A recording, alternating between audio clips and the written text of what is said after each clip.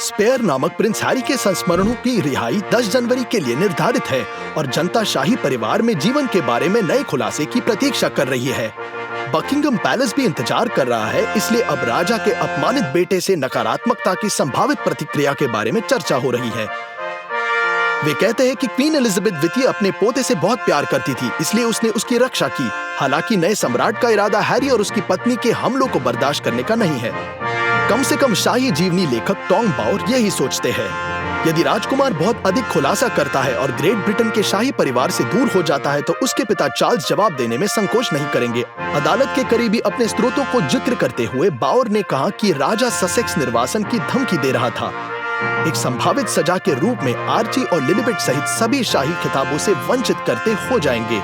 ये माना जाता है कि ये खिताबों का उपयोग है जो कपल को विंडसर के बारे में कहानियों और घोटालों को बेचकर यूएसए में लाखों कमाने की अनुमति दे रहा है। अफवाहों के अनुसार नए सम्राट के लिए ऐसा कदम बहुत दर्दनाक होगा, लेकिन आवश्यक है।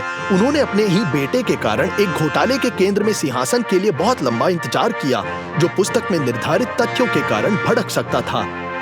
राज्य के प्रमुख के परिवर्तन की अवधि राजशाही की संस्था के लिए पहले से ही कठिन समय है, जब रिपब्लिकन की आवाजें जोर से बजने लगती है। एक नया पारिवारिक नाटक अभी पूरी तरह से बाहर हो सकता है। चार्ल्स को चिंतित करने वाले विषयों में से एक यह है कि हैरी अपने पत्नी कैमिला को किस प्रकाश में पेश करेगा।